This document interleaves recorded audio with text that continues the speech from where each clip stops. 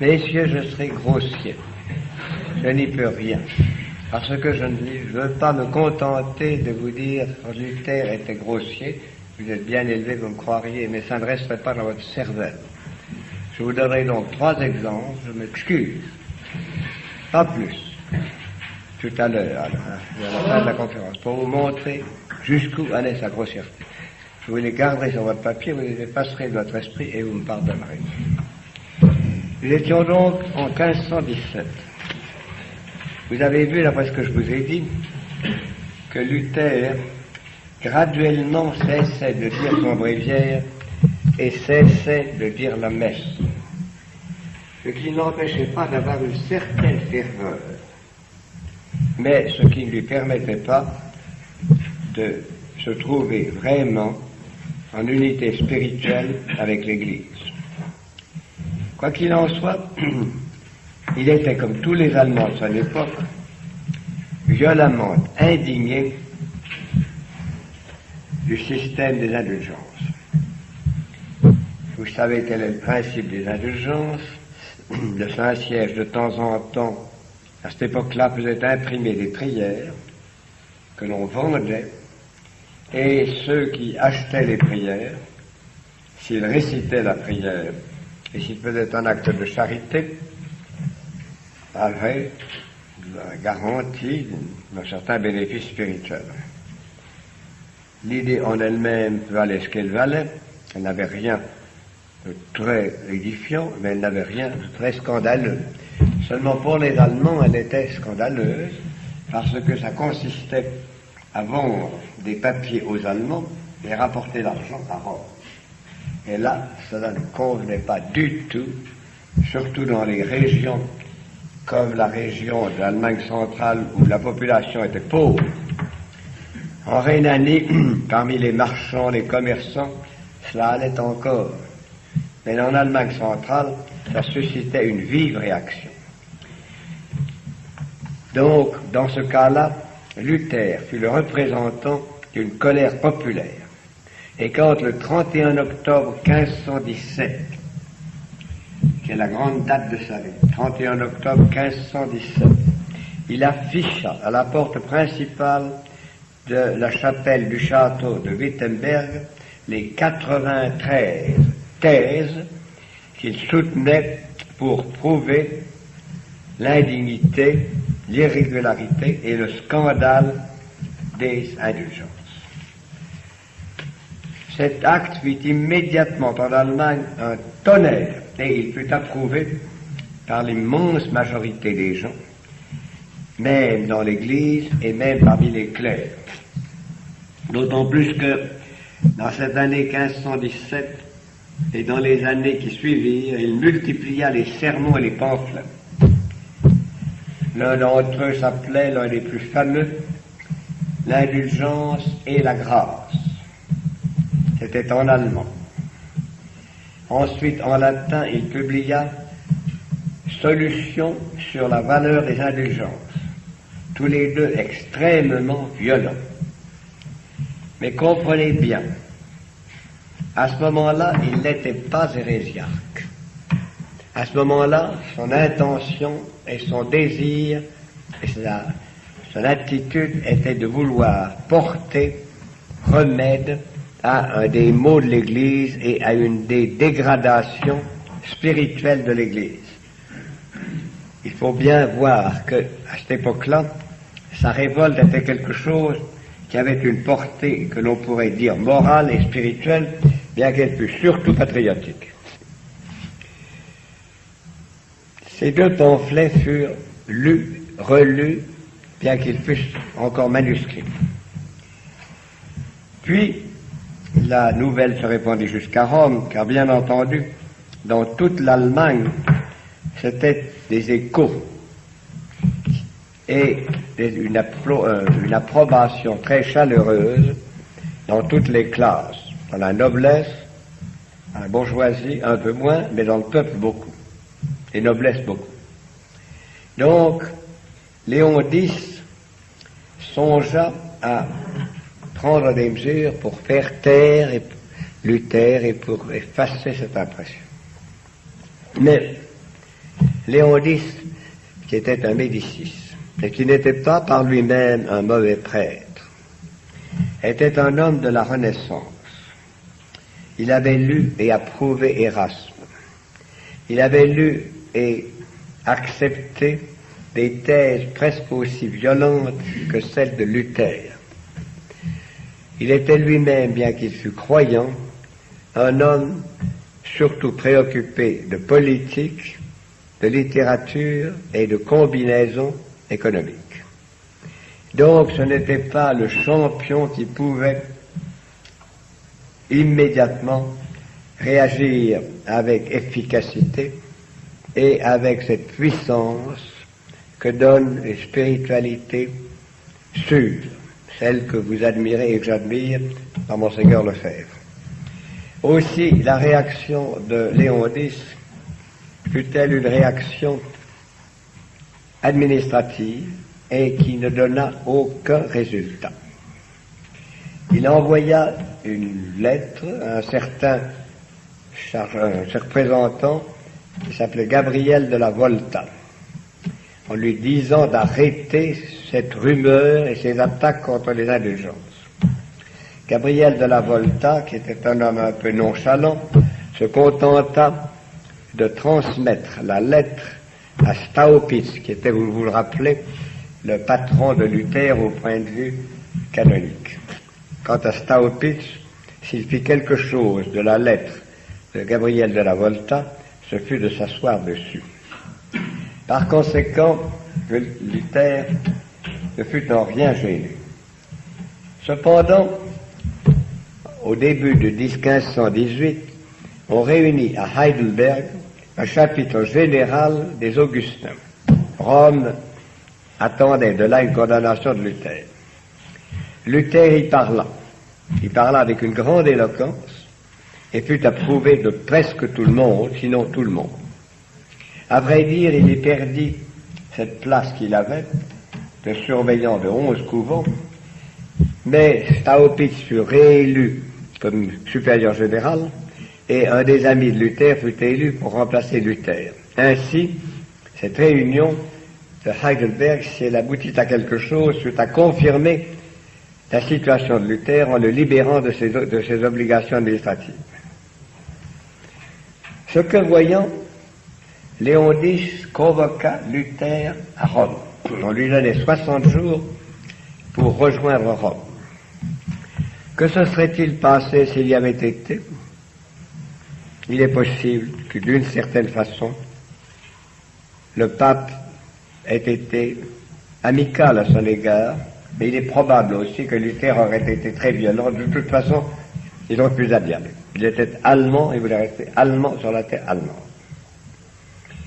Et alors, ce que voyons, Léon X chargea le cardinal Cayetano, qui était un très saint prêtre et un très bon théologien, de convoquer Luther et de le voir à Augsbourg, qui était la ville peut-être la plus raffinée de l'Allemagne à cette époque, le grand centre financier et commercial de l'Allemagne. Donc, Luther, cette fois-là, se dérangea, vint voir le cardinal Cayetano et put constater, dans son voyage entre l'Allemagne du Nord et l'Allemagne du centre-sud, à quel point il était populaire, car tout du long de sa route, ce ne furent qu'ovation et approbation. Luther et le cardinal s'entretinrent. Le cardinal était chargé d'obtenir de lui qu'il abandonnât sa doctrine et qu'il le dit très hautement. Il refusa de se rétracter et il retourna à Wittenberg à la fin d'octobre. Il était arrivé à Augsbourg le 7 octobre sans aucun résultat. Puis alors, c'est là qu'il commence à devenir un hérétique. Car à partir de ce moment, il n'attaque plus seulement les indulgences, il attaque le pape et il commence à attaquer la messe. Il va prendre la formule qu'il emploiera constamment, le pape est l'antéchrist. Il va prendre la formule qu'il emploiera toujours, Rome c'est Babylone, et le règne de l'Église romaine, c'est la captivité de Babylone. Ce seront les épithètes et les phrases dont il remplira désormais l'Allemagne avec sa voix qui était très sonore et son éloquence qui était un mélange de poésie très élevée et de grossièreté très basse. À partir de ce moment également, il se dit à lui-même qu'il est un représentant de Dieu sur terre et qu'il doit être, lui, Luther, celui qui va amener ici-bas le vrai christianisme au milieu de gens qui sont tous dépravés et errants. C'est dans ces conditions qu'il s'en prend à toute la doctrine de l'Église. Je vous dirai à la fin de cette conférence quel est l'ensemble de ces positions, mais je vous rappelle que je ne suis pas un théologien, que je ne suis qu'un historien. Donc, les deux clés, au point de vue humain, de ces positions, c'est ceci. Un extrême pessimisme. Depuis la faute, l'homme est pourri, infect, concupiscent et condamné. Optimisme, de l'autre côté, mais si l'homme a la foi, l'homme est sauvé, quelles que soient ses heures. Je reviendrai sur ces deux attitudes, mais l'une et l'autre sont essentiellement les attitudes de sa doctrine qu'il a expliquées avec beaucoup de nuances, messieurs. Car Luther était une éloquence puissante, c'était un intuitif, c'était un homme qui avait une pensée hardie et quelquefois très brillante, mais également quelquefois vacillante, et que ce n'était pas un logicien, il ne cherchait pas à fixer ses idées au point de vue logique comme il les fixait au point de vue rhétorique. À partir de ce moment, il est donc en révolte. À Rome, en janvier 1520, commence son procès. Mais ce procès se déroulera lentement et aboutira à sa condamnation à mort et à la condamnation de ses œuvres qui sont condamnées à brûler. La bulle qui fut émise à ce moment-là est connue sous le nom de bulle exsurgée, avec ces premiers mots qui définissent les bulles. La bulle fait beaucoup de bruit en Allemagne, et Luther, en décembre 1520, il répondit en brûlant publiquement la ville devant une des portes, la bulle, en brûlant la bulle devant une des portes de la ville au milieu du public, le 10 décembre 1520. Il avait donc coupé tous les ponts. Il était désormais un chef d'église. Il se voulait désormais le guide spirituel de l'Allemagne. Désormais, il considérait que lui seul pouvait parler au nom de Dieu et attendait l'obéissance des autres. Il attend non seulement que les autres soient persuadés, mais qu'ils lui obéissent. Seulement, la liaison, vous le savez, entre Rome et l'Empire était une liaison intime. Aussi, le dossier fut-il transmis de Rome au centre de l'Empire. Mais c'était une période d'élection impériale. Deux rivaux, François Ier et Charles Quint. Le jeune Charles Quint, grâce à l'argent des Fugger, fut élu. Et il était donc tout jeune empereur et très jeune homme. Il était profondément chrétien. Il avait une âme bonne, généreuse, mais en même temps, il était jeune. Et en même temps, il désirait se mettre en bon terme avec ses sujets germaniques et ne pas les brutaliser pour commencer. Donc, le dossier traîna quelque temps. Mais enfin, l'empereur réunit dans la ville de Worms, l'une des très belles et très vieilles villes allemandes du Rhin, où il y a une cathédrale magnifique. Il réunit une diète à Worms du 27 janvier à partir du 27 janvier 1521. Et il y convoqua Luther, en lui donnant un sauf-conduit pour l'aller et pour le retour. Frédéric de Saxe fit de même. Luther eut tout de même un certain courage à aller à cette diète, car si vous vous rappelez ce que je vous ai dit à l'automne, l'empereur avait donné un sauf-conduit à Jean Hus pour aller à la diète, et tout de même, une fois qu'il a été à la diète, sauf-conduit ou pas sauf-conduit, on a brûlé Jean Hus. On a peut-être brûlé le sauf-conduit en même temps, mais enfin tout de même. Par conséquent, il y avait de la part de Luther un certain courage à y aller. Il y avait un certain courage, il y avait aussi, tout de même, certaines garanties. Un de ses ennemis, il en a eu beaucoup dans sa vie, toute personne en a, lui a dit ceci, à Worms, tu n'avais pas grand danger. Tu avais graissé le museau de la noblesse allemande. Tu l'avais eu du miel sous le nez. Qu'est-ce que veut dire cela?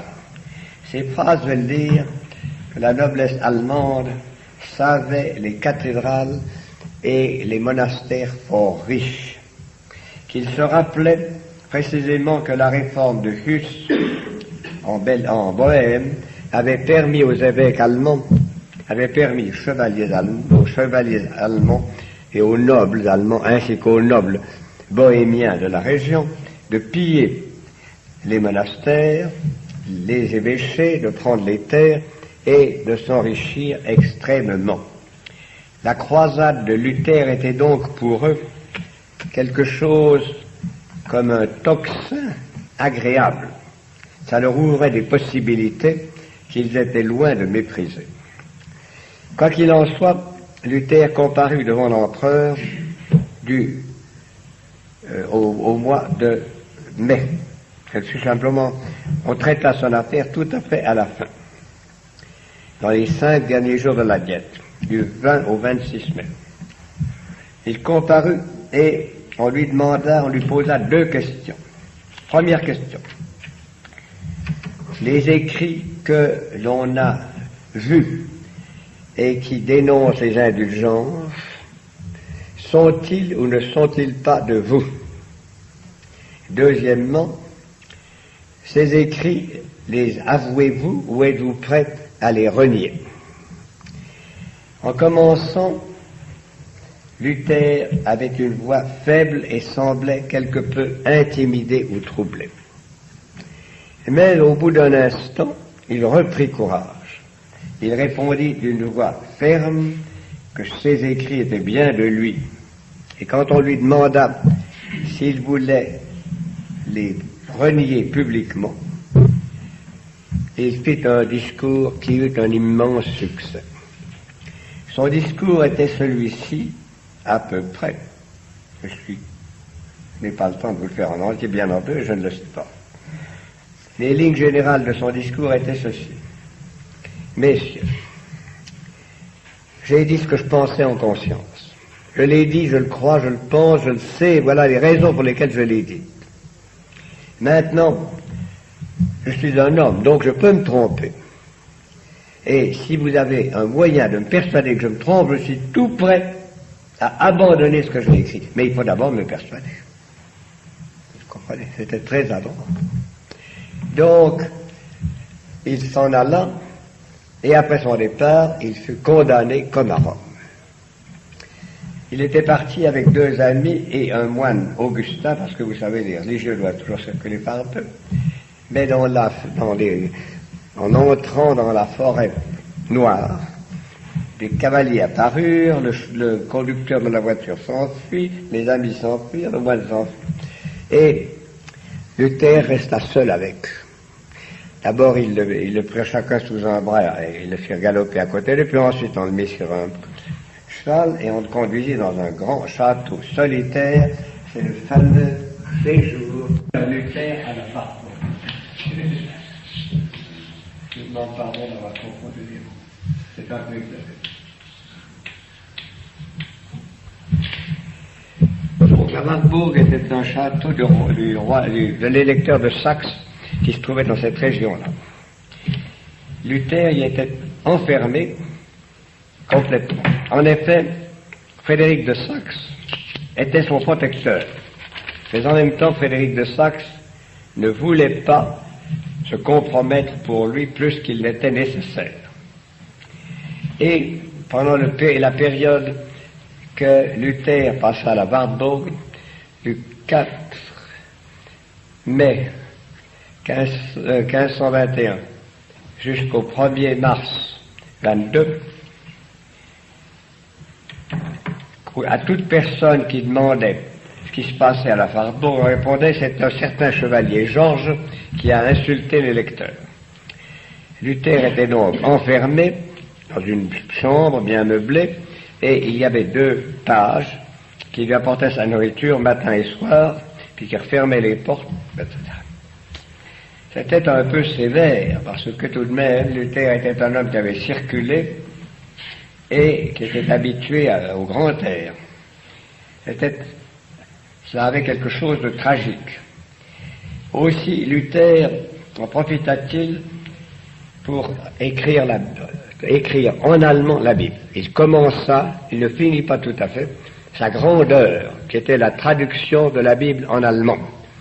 Il avait en effet pensé, et il avait déclaré, et il allait insister là-dessus, que la Bible devait être lue par tout le monde. Et vous verrez pourquoi, de même qu'il disait que tous les chrétiens baptisés sont des prêtres. Ainsi, il écrivait la Bible. Son autre, je ne dirais pas distraction, mais je dirais occupation, était ses relations avec le diable. Jamais il n'en a eu d'aussi intime et d'aussi fréquente que là.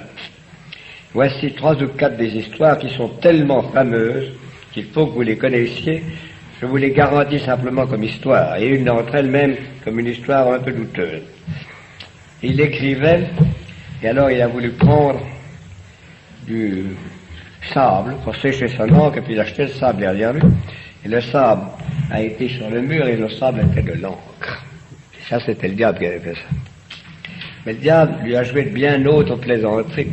Un jour, il avait été faire 2 tours en dehors de sa chambre, il rentre et il voit un grand chien noir sur son lit. Il n'hésite pas, c'était certainement le diable. Alors il prend le chien noir, pouf, il le jette par la fenêtre, et le chien noir, assez gentil, il ne dit rien, ne fait rien, il ne le revoit plus. On lui avait, ses pages lui avaient apporté des cacahuètes qu'il avait mis dans une malle, dans sa malle. Puis on n'a dit pas qu'une nuit, il dormait bien, et les cacahuètes se mettent à danser partout, à droite, à gauche, et à faire un fracas du tonnerre. Mais surtout, et cela, à mon avis, est le plus intéressant, surtout, une nuit qu'il était chez lui, qu'il allait dormir, il entend dans l'escalier un bruit terrible. Il le décrit comme un bruit de tonneau vide qui serait tombé dans l'escalier.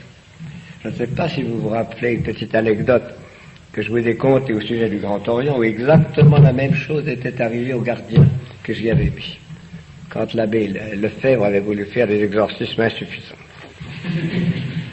Et les livres anglais qui parlent des mystères de ce genre, vous comprenez, les Anglais qui ne sont pas spécialement, ces Anglais qui ont fait ça ne sont pas spécialement chrétiens, mais ce sont des gens qui croient aux forces mystérieuses de gens, les bruits de portes qui s'ouvrent et ferment sans personne, et les bruits de tonneaux ou de boules qui tombent dans les escaliers, c'est évidemment un des bruits les plus fréquents, les plus connus dans ce genre de ultraphysique. Ainsi là, l'histoire de Luther trouve maintenant des analogues. Quoi qu'il en soit, il vivait dans un état de joie spirituelle et d'horreur, de bonheur et d'angoisse, qui était tout de même un peu fatigant, aussi fut-il très content d'en sortir au mois de mars de l'année suivante et de rentrer à Wittenberg. Qu'est-ce qu'il trouva à Wittenberg? À Wittenberg, il trouva la maison vide, parce que grâce à ses enseignements, l'un des premiers résultats, comme nous avons vu maintenant avec les glorieux résultats du concile, du deuxième concile du Vatican, les monastères, son monastère était vide. Tous les moines avaient fichu le camp de son monastère et de tous les monastères augustins qui l'un après l'autre se vidaient. Donc il s'y installa avec l'autorisation de Staupitz naturellement, et également celle de Frédéric de Saxe. Il s'y installa et bientôt il n'y fut plus tout seul. Il travaille, mais aussi il fait toutes sortes d'autres choses. Nous sommes dans cette année 1522. Il est à Wittenberg et il écrit à Frédéric de Saxe pour lui demander sa protection et lui reconnaître le droit de régler, attention, de régler tous les problèmes du culte public dans la Saxe. Parce qu'à partir de ce moment, il a une théorie qu'il va exprimer d'une façon très claire, non pas à Frédéric de Saxe, mais à son fils, Jean-Frédéric de Saxe, en février 1526, il lui écrit « Il est bon qu'en un pays, on ne souffre qu'une seule prédication. » Et cette prédication, en Saxe, ça devait être une. Donc, à partir de ce moment-là, il a refusé l'autorité du pape, mais il fait comprendre à Frédéric de Saxe et ensuite à son fils Jean-Frédéric qu'il reconnaît au pouvoir civil toute autorité sur le culte officiel.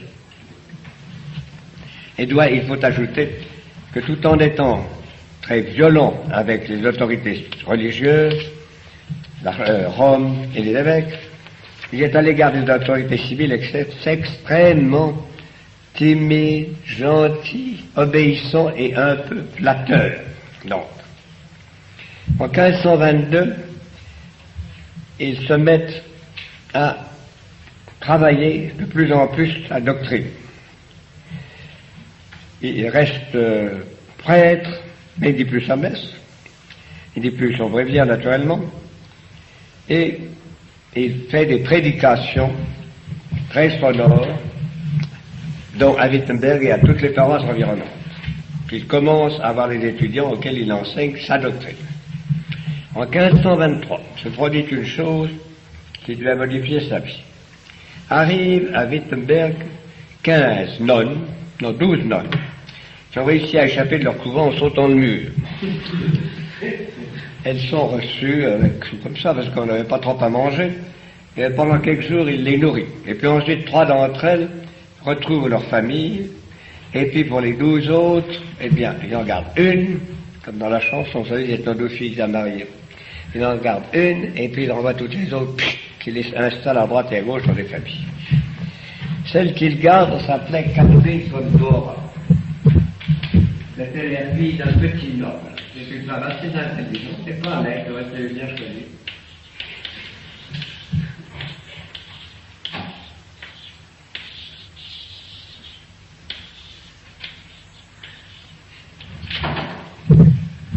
Il s'installe chez eux et il se marie à leur façon. Et il a eu 6 enfants, 3 garçons et 3 filles, ce qui prouve que tout de même il était quelquefois équilibré. Et 3 enfants, il a été gentil pour sa femme, c'est-à-dire qu'il lui obéissait, et il a été gentil avec ses enfants, c'est-à-dire qu'il leur commandait. Mais en tout cas, il les nourrissait, et il commençait à recevoir pas mal de dons, et à être un homme, en somme, un homme qui avait une vie assez normale, assez heureuse. Pour de son mariage, je vais vous faire 2 autres petites citations qui sont assez caractéristiques de son ton.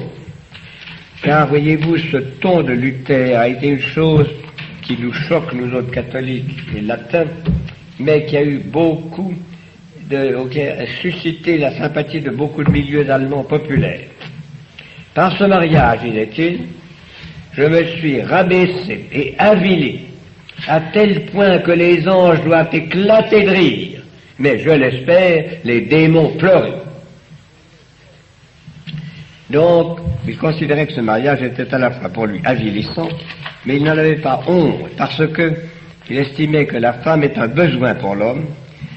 À mesure que je vais parler, vous allez reconnaître tout ce qui se dit en ce moment aussi chez les progressistes, et que par conséquent, eh bien, puisque c'était un besoin, il fallait se soumettre à ses besoins, ça valait mieux que de vouloir tricher avec les besoins. En 1525, donc, il avait épousé Catherine de Bora. Mais à ce moment-là, Frédéric de Saxe n'approuvait pas. Et alors, Il avait hésité à épouser Catherine de Bora, mais la divine providence, qui était très gentille et même polie avec lui, a fait que Frédéric de Saxe est mort quick, et qu'il a eu un fils qui, étant sodomiste, accepte très bien les mariages sans les approcher. Donc, il a épousé Catherine de Bar en toute sérénité et est resté en très bons termes avec Jean-Frédéric de Saxe, qui a été un de ses protecteurs et amis.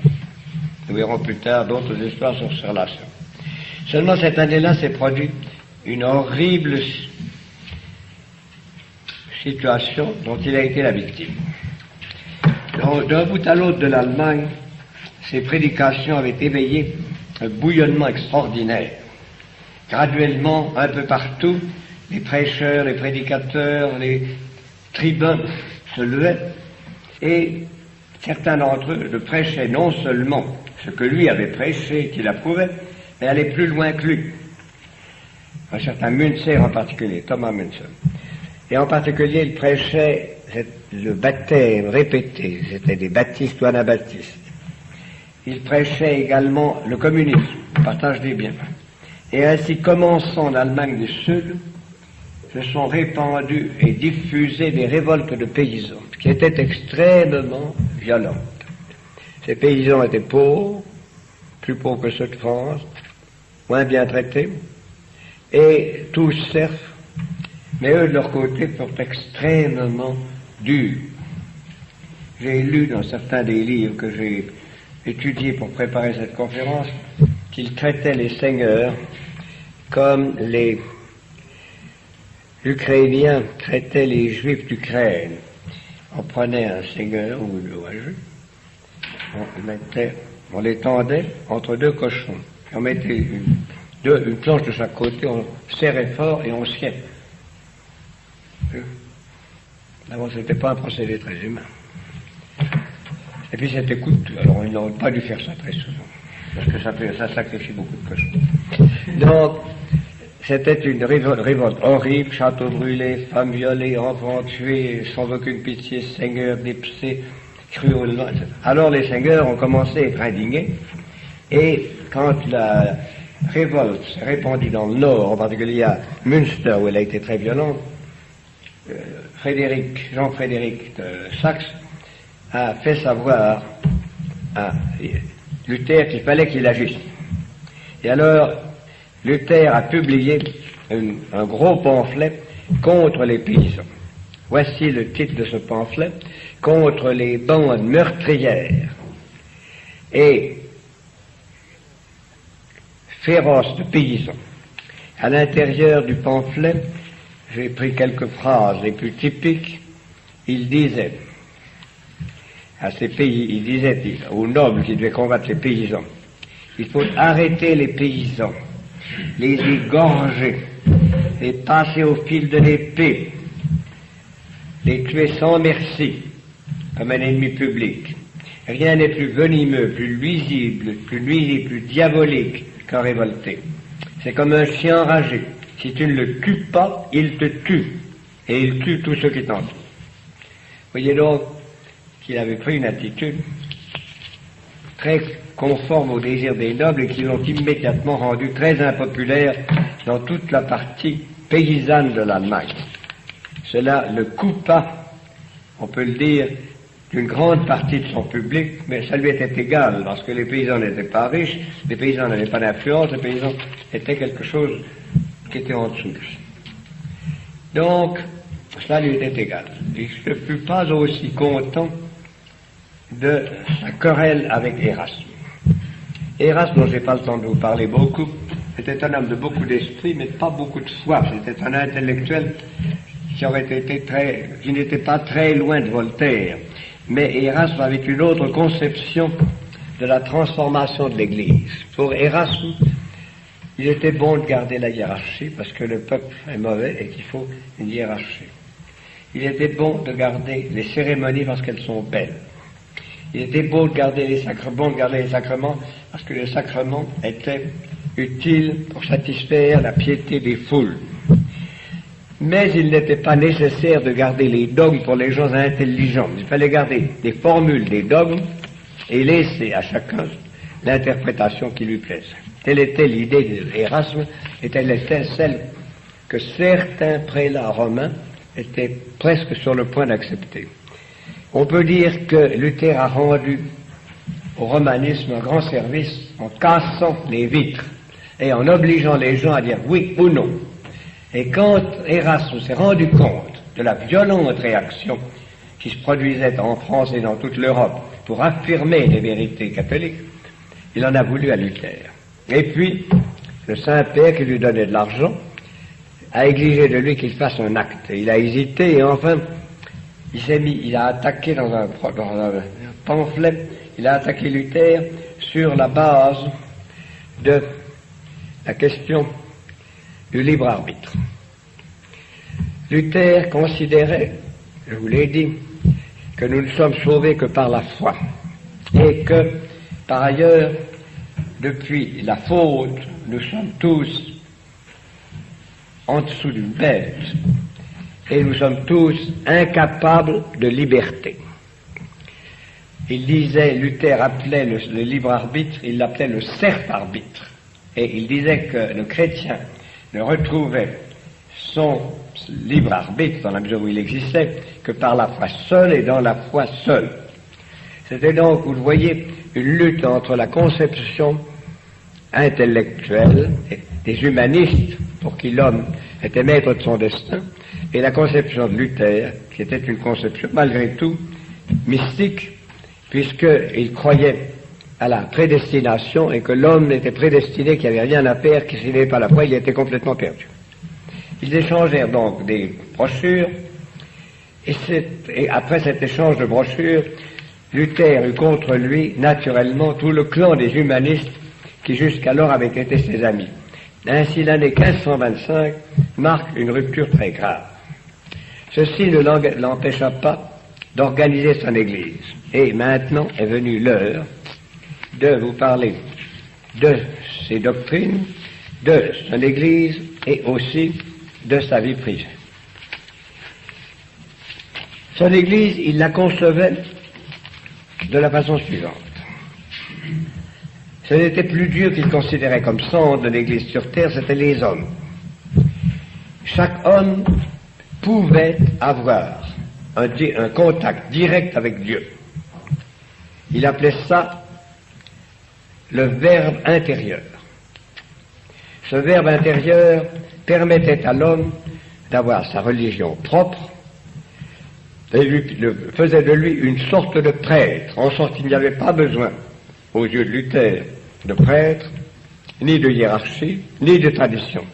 Car avec la grâce de Dieu, chaque homme pouvait comprendre et devait comprendre la Bible qu'il devait lire, et ainsi pouvait se guider spirituellement, et avec l'aide évidemment de prédicateurs inspirés comme Luther et ses amis, et voilà tout. Pour ce qui était des sacrements, un seul lui semblait absolument nécessaire, qui était le baptême. Le baptême ouvrait la voie libérait l'homme de la faute originelle et ouvrait la foi de la grâce, ouvrait la porte de la grâce et de la foi, de la grâce par la foi. Des autres sacrements, il acceptait la pénitence sans croire que c'est un sacrement. La confirmation et l'extrême-onction, il les acceptait non pas comme sacrement, mais comme stimulant de la foi. Quant à la Sainte Eucharistie, il l'acceptait avec une interprétation très différente de celle de l'Église catholique. Pour lui, il n'y avait pas transsubstantiation. Pour lui, il y avait, au moment où le prêtre consacrait et où le fidèle recevait la Sainte Eucharistie, il y avait présence spirituelle totale du Christ. En cela, il garde la foi en l'Eucharistie. Mais la substance du pain existait encore, en sorte qu'il appelait le phénomène, au lieu de l'appeler transsubstantiation, il l'appelait impanation.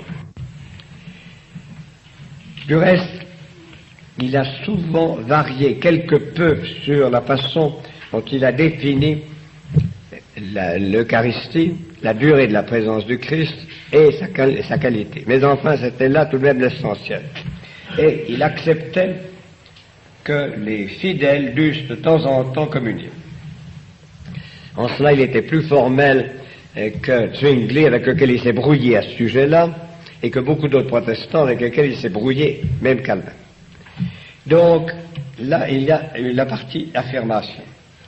Également, Luther, qui était un homme, malgré tout, d'une intuition puissante, voulait changer le contenu de la vie religieuse de l'Allemagne, mais il voyait bien que les gens du commun avaient besoin de cérémonie. Donc, il maintenait la messe, mais au lieu de la maintenir comme une participation au sacrifice du Seigneur et un sacrifice en soi, il la maintenait simplement pour cette Eucharistie, la scène, il l'appelait, comme je viens de vous la décrire, et tout le reste n'était que paroles et cantiques, et lui-même a écrit de très beaux cantiques. C'était donc, si vous voulez,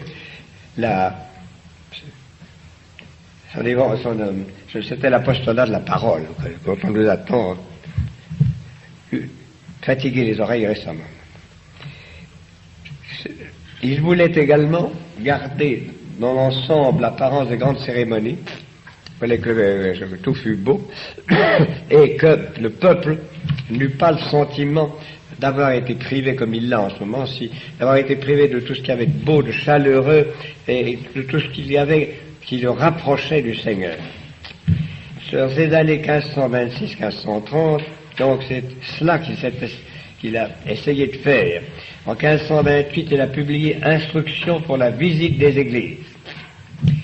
Puis, ayant ainsi, vous le voyez, plus ou moins formé les cadres de son église, parce que les souverains devaient désigner les prédicateurs qui, dans chaque paroisse, devaient mener les fidèles et les enseigner. Ayant ainsi formé les cadres, il a voulu unifier la réaction contre le catholicisme. Mais là, il a complètement échoué. À la diète de Spire, il n'a pas pu réussir, pas plus que les autres protestants, de se faire accepter par l'empereur. Et puis ensuite, il a rencontré Zwingli à Marbourg. Mais Zwingli avait la tête aussi dure que Luther avait la tête dure, et ils ont échangé des mots désagréables sans pouvoir s'entendre en rien. Ensuite, il a été en 1530 à Augsbourg, là où il y a eu une grande diète du 20 juin au 19 novembre. Les protestants et lui-même voulaient faire accepter par Charles Quint le partage de l'Allemagne, au moins, ou peut-être imposer le protestantisme. La chose échoua piteusement, et Luther put avoir le sentiment que dans ce domaine-là, il n'avait pas réussi ni à faire l'unité de l'Église, ni à imposer son point de vue à toute l'Allemagne. L'Allemagne était à ce moment-là très malheureuse. Les guerres de religion commençaient, et puis également, elle était ravagée de peste. Il y en eut en 1527, 1528, 1529, et il faut rendre cette justice à Luther, que dans aucun de ces cas, il n'a cédé devant la peur, et il est resté à Wittenberg, et son attitude a été très digne, très noble même.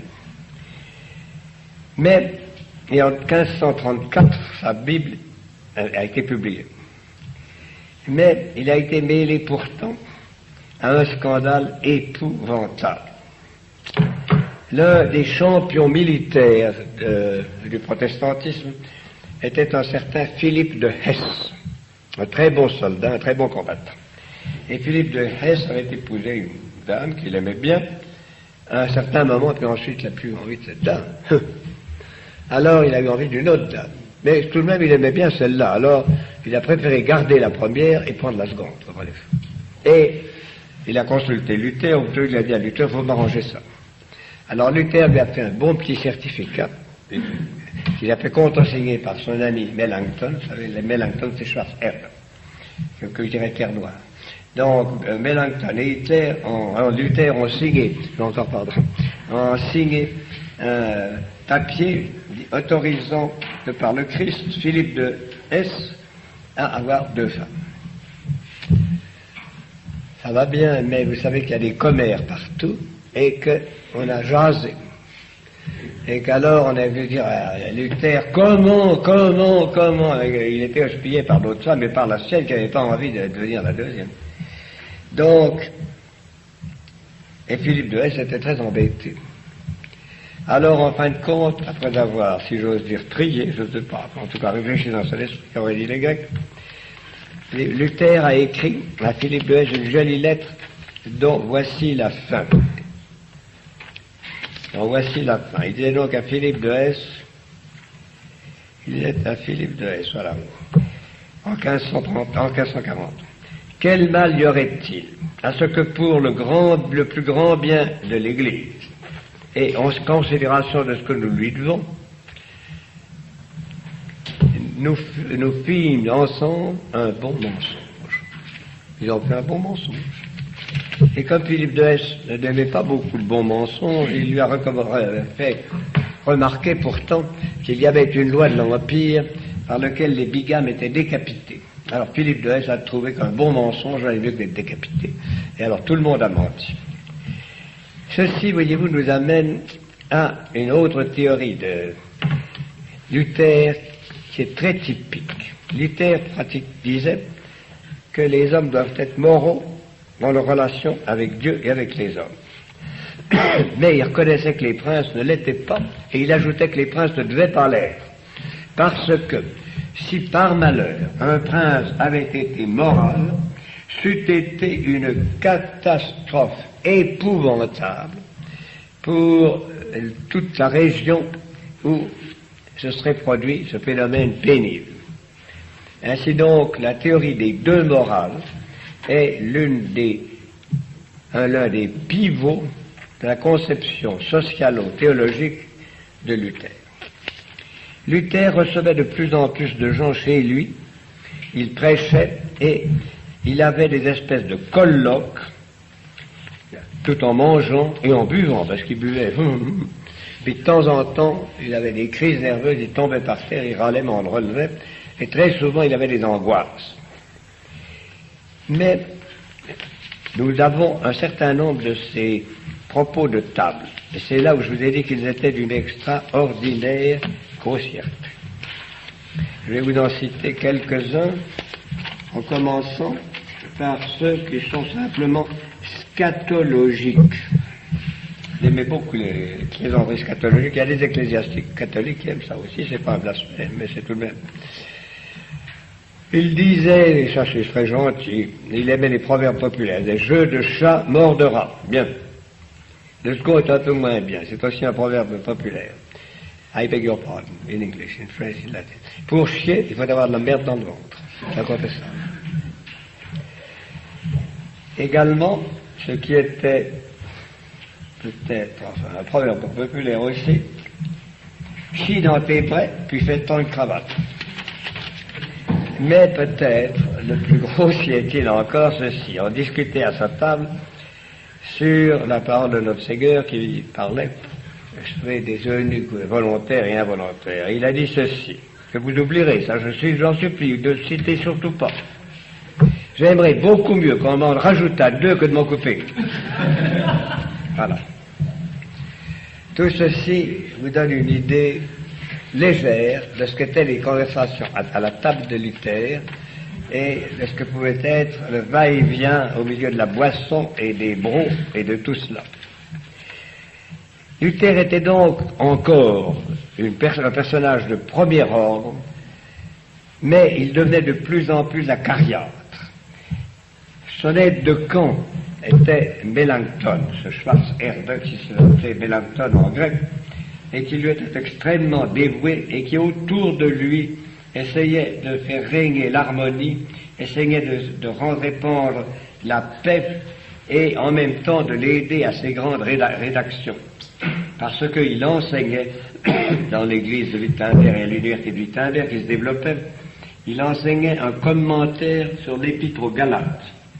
Et il enseignait aussi, ensuite, un commentaire sur le livre de la Genèse, en 35-45, un long commentaire qui ne fut du reste publié que d'après les notes de ses élèves, après sa mort.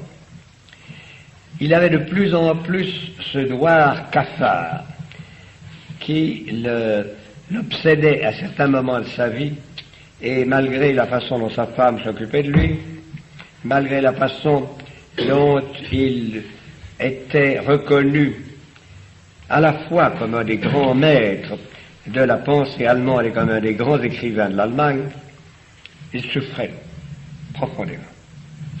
Il était gros. Il mangeait trop. Il buvait trop. Ça veut dire la faim? Qu'est-ce que ça veut dire? Ça veut rien dire. Il mangeait trop, il buvait trop, il était colérique et il avait des évanouissements épouvantables. Donc tout cela faisait une atmosphère qui était un peu pénible. Mais enfin, sa doctrine prenait tout de même une forme. Sa doctrine dans les différents domaines. Je crois que je vous en ai fait un schéma, je vais préciser sur certains points. Parlons d'abord du mariage. Il considérait que le mariage n'était pas une chose très honorable. Il disait, donnez-nous le plus de femmes possible et le moins d'enfants possible. Ensuite, ce qui n'est pas tellement moral, mais ensuite donc, il considère que le mariage est un peu une salissure. Mais seulement, puisque, disait-il, le mariage est un besoin humain, il faut le laisser faire. Et que si il y a un homme qui a un besoin de 2 ou 3 femmes, eh bien, c'est un besoin, il faut les lui donner. Et donc, vous voyez, il allait jusque-là. Mais, pour le reste, il était, dans certains cas, un peu plus sévère. Après avoir confié au prince le soin de la religion, dans l'ensemble, il défendait mordicus la Bible et l'interprétation individuelle de la Bible. Pour ce qui est de la justification par la foi, il disait que l'homme est justifié gratuitement par la foi. Mais il ne serait pas tout à fait exact de vous dire qu'il le disait toujours, parce qu'il a eu un certain nombre de vacillations autour de cette formule même, puisqu'il considérait quelquefois que les œuvres étaient une bonne chose. Mais il disait, ce ne sont pas les œuvres qui honorent la foi, c'est la foi qui rend les œuvres valables. Vous voyez l'attitude. Il parlait de la justice active de Dieu, celle qui condamne l'homme à être une ordure, et de sa justice passive qui, par la foi, permet à l'homme de relever la nature déchue. C'était des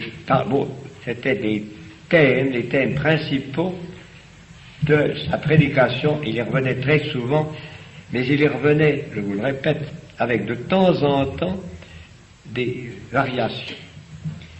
Il considérait que le Christ était présent de façon spirituelle et totale au moment de la communion, mais uniquement au début. Pourtant, quelquefois, il a varié. Il ne voulait plus accepter la messe comme sacrifice, il la supprime totalement, mais il acceptait que les cérémonies qui étaient repas eussent un peu le caractère de la messe. Pour la prière, il estimait qu'il est tout à fait inutile d'aller prier dans le temple, parce que Dieu n'est pas plus présent qu'ailleurs, puisque Dieu est présent partout. Le temple doit servir que lors des cérémonies, c'est alors qu'on prie en commun, mais il n'était pas favorable à la prière en commun fréquente. Il considérait que la meilleure prière est celle de l'âme, qui s'adresse directement à Dieu et qui reçoit directement de Dieu ses communications. Il avait naturellement supprimé le culte des saints. L'homme n'avait pas besoin d'intermédiaire entre lui et Dieu, puisque Dieu lui communiquait directement tous ses désirs. Et de toute façon, il gardait des cérémonies anciennes, tout ce qui pouvait extérieurement plaire au peuple, mais pas plus. Et pour lui, il refusait d'accepter l'Église telle que les papes l'avaient enseignée. Il ne croyait pas à l'Église extérieure. Il ne croyait qu'à l'Église intérieure. Et au début de son enseignement, il lui avait même donné un aspect, nous dirions aujourd'hui, démocratique. À cette époque-là, on disait multitudiniste. C'est-à-dire que l'Église existait dans l'âme de chaque fidèle et de tous les fidèles réunis. Mais graduellement, il est arrivé plutôt à concevoir l'Église comme l'une des annexes de la volonté de ceux qui gouvernaient. Donc, il concevait l'Église à la fois comme une réalité intérieure, mais aussi comme une réalité sociale grâce au rôle que jouait l'État. Il avait transféré au Seigneur, au souverain, l'autorité que jadis le pape possédait. Et c'est ainsi que dans toute l'Allemagne luthérienne, les différences qui étaient assez petites de culte étaient décidées par les souverains locaux.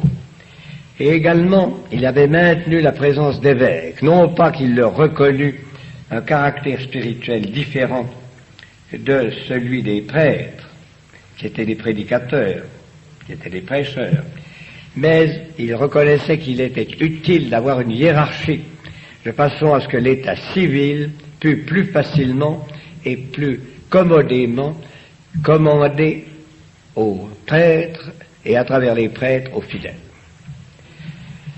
Quand on regarde l'ensemble de la vie de Luther, quand on pense à ces innombrables craintes et obsessions du démon, on reste frappé par l'ambiguïté de cet homme,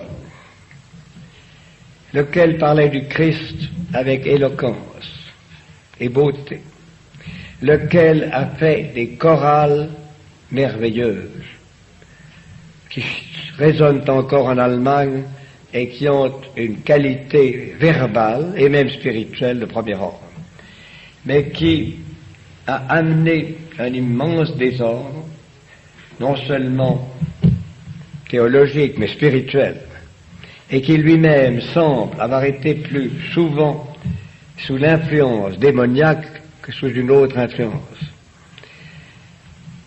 Dans la vie du peuple allemand, il a joué un rôle qui n'est pas terminé. Et si je me suis trompé en disant quelquefois Hitler-Luther, ce n'est pas absolument une erreur idiote, parce que dans les deux cas, ces deux hommes se considéraient comme des chefs religieux et des chefs spirituels. Naturellement, s'ils avaient été en face l'un de l'autre, ils se seraient écharpés. La divine providence n'a pas permis ça. Donc, ceci n'est qu'une introduction à la connaissance de Luther, messieurs. Vous pouvez avoir besoin d'en connaître beaucoup plus, et dans le dictionnaire de théologie, vous avez un bon article là-dessus, bien qu'il soit un peu filandreux. Mais vous avez également d'autres livres sur Luther qui sont bons. Si vous ne faites pas spécialement de théologie, ce que je vous ai dit, je crois, peut vous suffire, à moins que vous n'ayez encore quelques questions à me poser, auxquelles je tâcherai de répondre. Vous voyez que j'ai un peu amélioré ma voix, grâce à un grog que le père Tranxec ou Trichtek m'a donné hier soir. Si vous avez quelque chose à me demander, demandez. Oui, allez-y, monsieur. Quels sont les pouvoirs exactement de l'évêque luthérien? Eh bien, le pouvoir de l'évêque luthérien, c'est de représenter le pouvoir civil et de surveiller au point de vue théologique, moral et social le comportement des prêtres et des laïcs. Ils sont quelquefois très pieux. Il y en a eu qui ont résisté justement avec beaucoup de courage et de piété à Hitler, et on peut dire que certains d'entre eux ont fait tout ce qu'ils pouvaient pour s'approcher du catholicisme. À ce point de vue-là, il y a une grande différence d'esprit entre l'Église luthérienne, qui en somme, pas toujours, mais dans une certaine mesure, a fait ce qu'elle a pu pour garder la spiritualité beaucoup plus que les calvinistes, qui sont plus rationalistes. Et dans les camps de prisonniers en Russie, dans les camps de concentration russes, à l'heure actuelle, eh bien, il y a une certaine renaissance du luthéranisme. Très courageuse. Vous aviez d'autres choses à demander, oui? Oui, comment se fait-il que la Bavière soit resté imperméable au tyrannisme? Eh bien, parce que les rois de Bavière ont dit zut. Comprenez? Les rois de Bavière ont dit non. Et puis il y avait un clergé qui était populaire, qui était plus convenable, qui était plus enraciné, de même que toute la région rhénane, dans l'ensemble, est restée catholique. Parce que dans la région rhénane, l'influence latine avait été plus profonde, et la compréhension, vous comprenez, des dogmes de la tradition catholique était beaucoup plus solide que dans la région de l'Est de l'Allemagne, qui en somme n'a été évangélisée qu'entre le XIIe et le XVe siècle. Vous voyez, c'est comme dans la Scandinavie, il n'y avait que 2 ou 3 siècles de véritable catholicisme entre le paganisme et le luthéranisme. Messieurs, la semaine prochaine, je vous parlerai de Calvin. Ne croyez pas que ce sera aussi gai, il était très très dur et un peu triste. Je vous remercie de votre patience.